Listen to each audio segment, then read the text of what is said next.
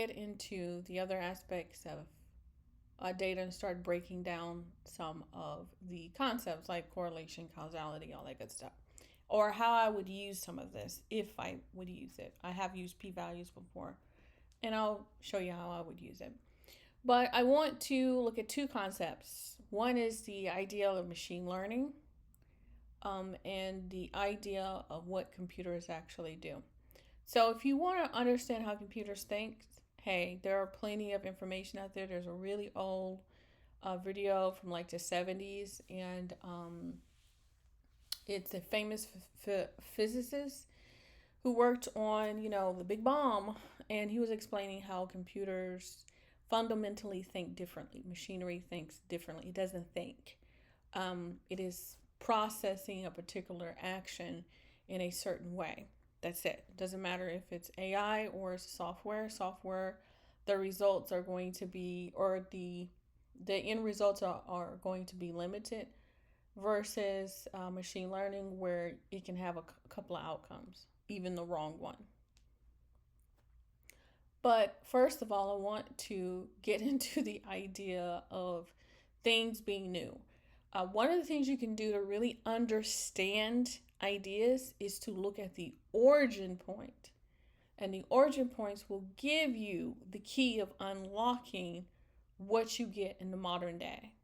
Like data scientist versus data analysis. Data scientist is actually a word created by the big FANG companies that don't really exist outside of there. It's very hard to apply these data science ideas in other aspects, including in banking. It's quite limiting sometimes, but it can work.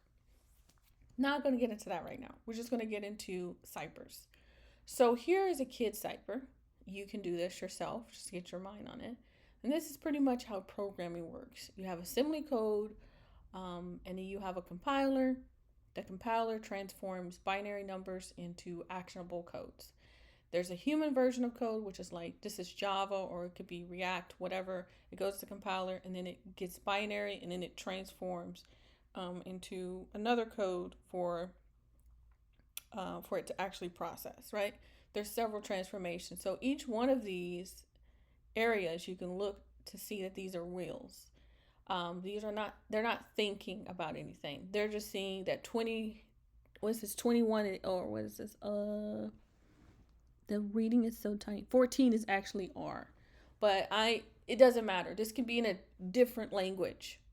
This can be in an obscure language somewhere. And if somebody gives me this symbol, and each one of these symbols are different, I can actually look to see this symbol here. If it was written over here, I could look to see this symbol here is at this position. And that means R and Z. That means RZ. And I can actually not know any of what R and Z or whatever this is. I can just say that this lines up with this. That's the shape that they want. Therefore, I will return this. And that's pretty much how AI works. It is looking for the ultimate. If you look at this video, which is a short, this background turns black, and you only see a certain outline of the tiger.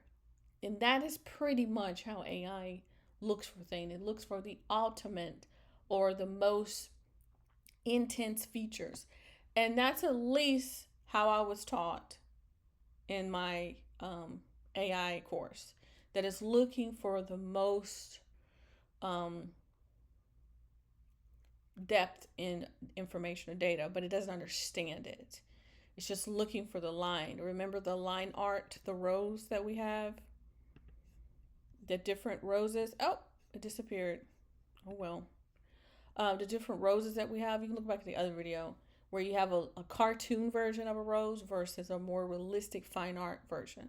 The fine art version is going to not have lines. It's going to look like variations of color, which is more of what the human sees. Lines are more cartoonish and it's defined, which is more of what a computer would see. They don't actually see.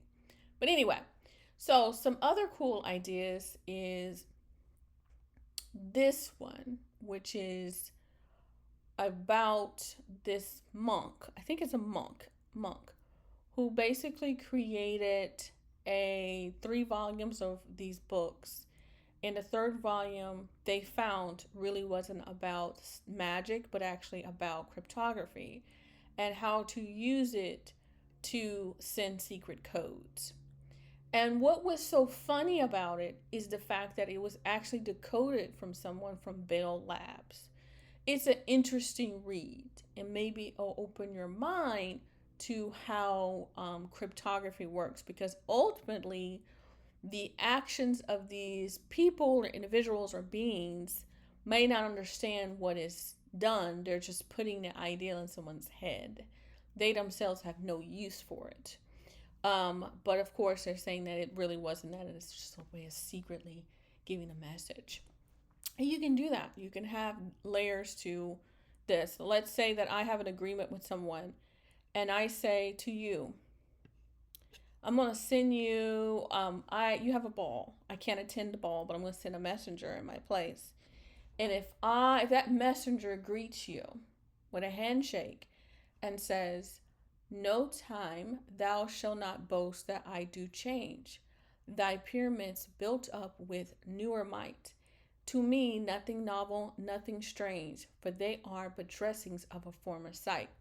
If I say that, or the person said that I sent, the picture that, let's say, this gala is celebrating is a fake, meaning that it has been dressed up from a former sight, meaning I have the real photo, I have the real picture, I have the real painting. No worries, you're seeing a really good fake. Okay? Now, I can get anybody to go in my place, but I'll probably get someone that I can trust. And I suppose that I tell them to say this because, let's say the person is a man, I'm a woman, that this is a lover of mine. And this, I'm endearing this friend to tell this person this, to say, yes, I will be in Vienna on a Christmas day and I can meet you after the festival. Okay? That's a layered cipher. I hope that makes sense, right? So anyway, going back to computers. This is a layered cipher. It's been transformed multiple times, but ultimately, just because a person delivers a message, that's a computer, doesn't mean that they understand it. And a computer, I don't need to tell them that. I don't need to tell them that this is a message to a lover. I can just say, press a button and this gets sent via email. But the meaning is offline. All right, so that's it for ciphers. Hopefully you guys will look more into this. Look into cake clusters too. Look into computational, look into assembly code, ciphers, the paper by Bell Labs. I think that's interesting. And I'll see you guys in the next video.